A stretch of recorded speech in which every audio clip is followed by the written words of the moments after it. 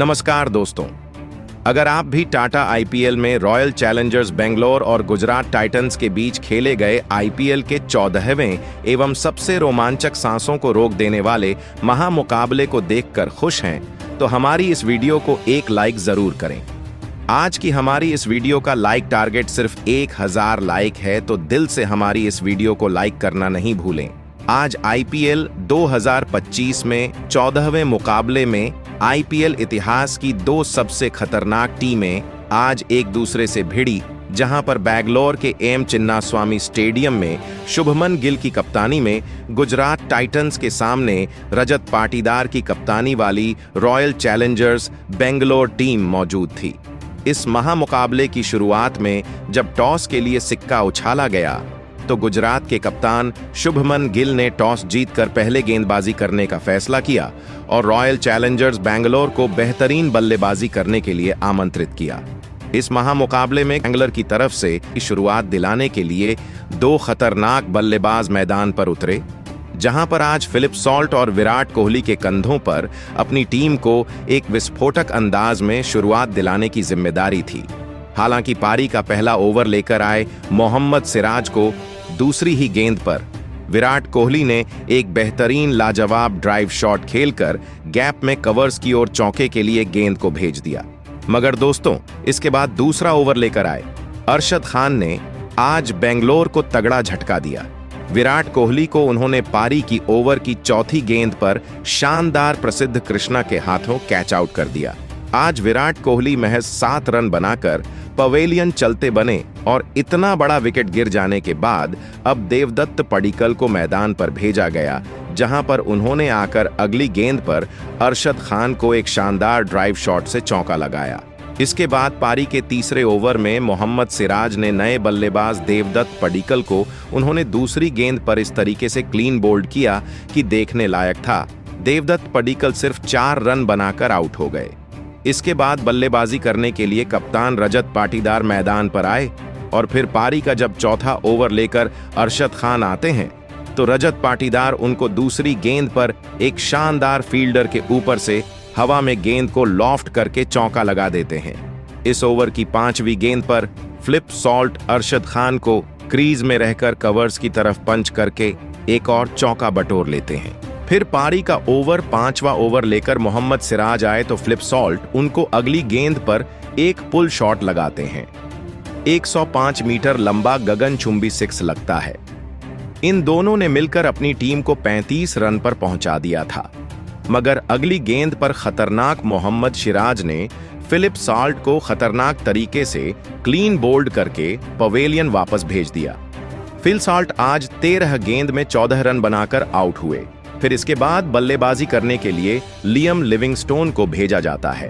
पारी के 7वें ओवर में ईशांत शर्मा को रजत पाटीदार एक क्रैकिंग कवर ड्राइव लगाकर फुल लेंथ की गेंद को मिड ऑफ और कवर्स के फील्डर्स के बीच से चौके के लिए भेज देते हैं। अब टीम को 42 रन पर पहुंचा दिया गया था। फिर ओवर की अगली गेंद पर ईशांत शर्मा ने रजत पाटीदार को एलबीडब्ल्यू आउट कर दिया और सिर्फ 12 रन बनाकर आज रजत पाटीदार पवेलियन चले गए। इसके बाद जितेश शर्मा आते हैं और फिर जितेश शर्मा यहां से खतरनाक बल्लेबाजी शुरू करते हैं। इसी ओवर की 5वीं गेंद पर ईशांत शर्मा को एक शानदार ऑन साइड की तरफ पुल शॉट खेलकर गैप में चौका बटोर लेते हैं दोस्तों। इसके बाद फिर जितेश शर्मा 9वें ओवर में ईशांत शर्मा को टारगेट करते हैं, जहां दूसरी गेंद को महज अपनी टाइमिंग के साथ लॉफ्ट करके सीमा रेखा से बाहर 6 रनों के लिए गेंद को भेजते हैं। फिर चौथी गेंद पर जितेश शर्मा एक शानदार पंच शॉट लगाते हैं और पॉइंट और कवर्स फील्डर के बीच से गेंद चौके के लिए चली जाती है। इसके बाद फिर अंतिम गेंद पर जितेश शर्मा एक और कड़क शॉट लगाकर सीमा रेखा से बाहर गेंद को चौके के लिए भेज देते हैं और दूसरी तरफ जितेश शर्मा की बल्लेबाजी देखकर लियाम लिविंगस्टोन भी बड़े शॉट खेलना चालू कर देते हैं, जहां पर 10वें ओवर में जब प्रसिद्ध कृष्णा गेंदबाजी करते हैं, दूसरी शॉर्ट बॉल को बेहतरीन झुककर गाइड करते हैं, कीपर के ऊपर से सीधी सीमा रेखा से बाहर 4 रन के लिए भेज देते हैं। इस प्रकार पहले 10 ओवर में टीम 4 विकेट खोकर 73 रन स्कोर बोर्ड पर लगा देती है। फिर जितेश शर्मा 11वें ओवर में साई किशोर को 6वीं गेंद पर एक शानदार इनसाइड आउट शॉट खेलकर 4 रन के लिए गेंद को भेजते हैं। वहां पर लियाम लिविंगस्टोन फिर 12वीं ओवर में राशिद खान को तीसरी गेंद पर स्लॉग स्वीप करते हुए 6 के लिए मैदान से बाहर भेजते हैं और इस ओवर की अंतिम गेंद पर राशिद खान को जितेश शर्मा भी करारा फाइन लेग के ऊपर 4 रनों के लिए गेंद को भेज देते हैं। लियाम लिविंगस्टोन और जितेश शर्मा के बीच में एक बेहतरीन 52 रन की साझेदारी कर ली थी और टीम का स्कोर 94 पर पहुंचा दिया था। मगर पारी का 13वां ओवर लेकर आए साई किशोर ने जितेश शर्मा को चौथी गेंद पर राहुल तेवतिया के हाथों कैच आउट करा दिया और इस प्रकार 33 रन बनाकर जितेश शर्मा पवेलियन चले गए और इसके बाद बल्लेबाजी करने के लिए ऑलराउंडर कुणाल पांड्या मैदान पर आते हैं और पारी के 14 ओवर में राशिद खान को वह 6वीं गेंद पर एक शानदार घुटना टिकाकर स्वीप करते हुए चौका लगा देते हैं। इस प्रकार टीम अपने 100 रन पूरे कर लेती है। मगर फिर 15वें ओवर में साई किशोर आकर कुणाल पांड्या को भी दूसरी गेंद पर खुद ही कैच करके पवेलियन वापस भेज देते हैं। आज कुणाल पांड्या सिर्फ 5 रन का सहयोग दे पाए और इसके बाद लियाम लिविंगस्टोन का साथ देने के लिए टिम डेविड मैदान पर आते हैं और जहां पर लग रहा था कि टीम आज 150 तक नहीं पहुंच पाएगी, इन दोनों ने तूफान लाकर सामने वाली गेंदबाजी को ध्वस्त करके रख दिया। फिर 16वें ओवर में राशिद खान को लियाम लिविंगस्टोन दूसरी गेंद पर एक मिड विकेट की तरफ पुल शॉट लगाकर 6 लगा देते हैं। फिर टिम डेविड इसी ओवर की 5वीं गेंद पर गैप में सीमा रेखा से बाहर 4 रन के लिए गेंद को भेज देते हैं दोस्तों। इसके बाद फिर साई किशोर को 17वीं ओवर में टिम डेविड तीसरी गेंद पर एक कड़क शॉट लगाते हैं और बैकफुट से जाकर मिड विकेट की तरह पुल शॉट लगाकर 6 भेज देते हैं और टीम को आगे बढ़ाते हैं। टिम डेविड खतरनाक बल्लेबाजी कर रहे थे। फिर 18वें ओवर में दूसरी गेंद पर लियाम लिविंगस्टोन राशिद खान को घुटना टिकाकर स्वीप करके गगनचुंबी 6 लगा देते हैं। इस ओवर में राशिद खान को टारगेट किया जाता है 5वीं गेंद पर। फिर लियाम लिविंगस्टोन झन्नातेदार शॉट लगाकर स्लॉक करके 6 के लिए भेजती है। फिर 6वीं गेंद पर लियाम लिविंगस्टोन एक गगनचुंबी 6 राशिद खान को और लगाते हैं और उसके साथ ही वह अपना अर्धशतक सिर्फ 39 गेंदों में पूरा कर लेते हैं। अब लिविंगस्टोन को 19वें ओवर में मोहम्मद सिराज आकर दूसरी गेंद पर जोश बटलर के हाथों कैच आउट करा देते हैं। आज सिर्फ 54 रन बनाकर लियाम लिविंगस्टोन पवेलियन चले जाते हैं। इसके बाद बल्लेबाजी करने के लिए भुवनेश्वर कुमार मैदान पर आते हैं। फिर टिम डेविड पारी के अंतिम ओवर में तीसरी गेंद पर एक शानदार पुल शॉट लगाकर सीमा रेखा से बाहर 4 रन के लिए गेंद को भेज देते हैं। फिर चौथी गेंद पर टिम डेविड ताकत बड़ा शॉट लॉन्ग ऑफ की तरफ लगाकर गगनचुंबी 6 हासिल करते हैं। इसके बाद 5वीं गेंद पर टिम डेविड एक शानदार शरीर से गेंद को आने देते हैं और पुल शॉट लगाकर चौके के लिए भेज देते हैं। पारी की अंतिम गेंद पर प्रसिद्ध कृष्णा टिम डेविड को क्लीन बोल्ड कर देते हैं। वह शानदार 30 रन बनाकर आउट हुए और टीम आज निर्धारित 20 ओवर में 8 विकेट खोकर 169 रन स्कोर बोर्ड पर लगाती है और 170 रन का लक्ष्य चेज करने के लिए आज गुजरात टाइटंस को दिया है। जहां रन के लक्ष्य के जवाब में उत्तरी गुजरात टाइटंस की तरफ से 2 खतरनाक बल्लेबाज मैदान पर उतरे, जहां आज गुजरात टीम के लिए अपनी टीम को खतरनाक शुरुआत दिलाने की जिम्मेदारी शुभमन गिल और साई सुदर्शन के कंधों पर थी और गुजरात की इस नौजवान ओपनिंग जोड़ी ने मैदान में उतरते ही बेंगलुरु की गेंदबाजी पर रन बनाना शुरू कर दिया था और एक अहम साझेदारी शुरुआत में ही बेंगलुरु की गेंदबाजी के सामने खड़ी करनी शुरू कर दी थी। कप्तान शुभमन गिल और साई सुदर्शन की इस गजब की बल्लेबाजी ने अब बेंगलुरु की गेंदबाजी को दबाव में डाल दिया था, लेकिन तभी पारी का 5वां ओवर डालने आए भुवनेश्वर कुमार ने लाजवाब बल्लेबाजी कर रहे गुजरात के कप्तान शुभमन गिल को लियाम लिविंगस्टोन के हाथों कैच आउट कर दिया। कप्तान शुभमन गिल इस मुकाबले में 14 गेंद में 14 रन बनाकर आउट हो गए।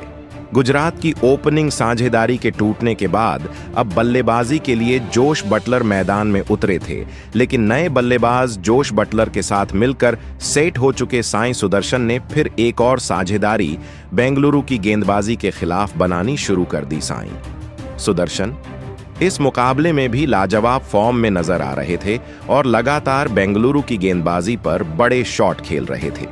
बेंगलुरु के कप्तान रजत पाटीदार साईं सुदर्शन को रोकने की पूरी कोशिश कर रहे थे, लेकिन उनका कोई भी गेंदबाज इस गुजरात के खिलाड़ी का विकेट नहीं ले पा रहा था।